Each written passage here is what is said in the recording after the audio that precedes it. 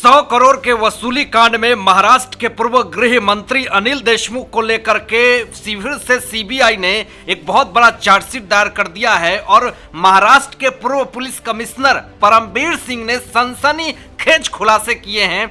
वो सनसनीखेज खुलासे क्या है वो मैं आपको बताने वाला हूं कि जांच में परमबीर सिंह ने क्या कहा, जिसको सुन करके आप खुद दंग रह जाएंगे। बहुत बड़ी और ब्रेकिंग खबर आ रही है। परमबीर सिंह ने कहा कि अनिल देशमुख ने खुद सचिन वजह पर सेवा में फिर से प्रवेश करने का दबाव डाला। अब परमबीर सिंह ने सीबीआई को अपने जवाब में कहा कि उन्होंने मुख्यमंत्री उद्धव ठाकरे को, शरद पवार और अन्य मंत्रियों को अनिल देशमुख के बारे में सूचित किया था और उन नेताओं को देशमुख के कदाचार के बारे में पता होना चाहिए। उन्होंने सीबीआई को बताया कि मुख्यमंत्री उद्धव ठाकरे और तत्कालीन गृह मंत्री अनिल देशमुख ने उन पर निलंबित पुलिस अधिकारी सचिन वजह को बहाल करने का दबाव बनाया था। ये बहुत बड़ा खुलासा मैं आपको बता रहा हूं कि किस तरीके से उद्धव ठाकरे, शरद पवार, तमाम लोगों ने दबाव डाले थे सचिन वजह को बहाली करने के लिए परमबीर सिंह को। तो ये बहुत बड़ा बयान परमबीर सिंह ने सीबीआई को दिया है। अब आगे आपको बता दें कि 100 करोड़ रुपए की वसूली के मामले में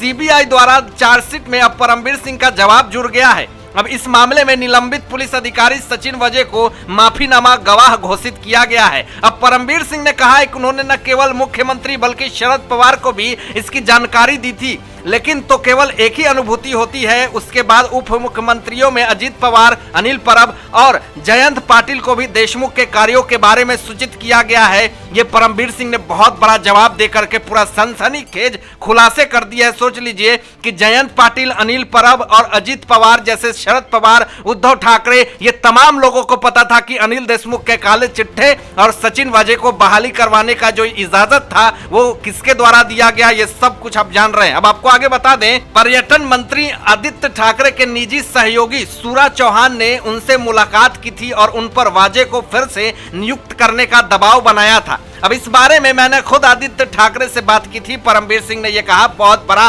और ब्रेकिंग न्यूज मैं आपको बता रहा हूं। तो आगे उन्होंने कहा कि मुझसे इस बारे में मुख्यमंत्री से चर्चा करने को कहा। अब लेकिन उन्होंने और देशमुख ने वाजे पर फिर से सेवा में शामिल होने के लिए दबाव डाला था और शरद पवार, अजित पवार, अनिल परब, जयंत पाटिल के साथ मैंने देशमुख की हरकतों का अंदाजा लगाया था। लेकिन जब मैंने मुख्यमंत्री पवार और अन्य मंत्रियों को गृह मंत्री की बदसलूकी की जानकारी दी तो उन्होंने मुझसे बदला लिया। उनके फायदे के लिए उन्होंने मुझ पर एंटीलिया बम विस्फोट मामले में गलती करने का झूठा आरोप लगाया।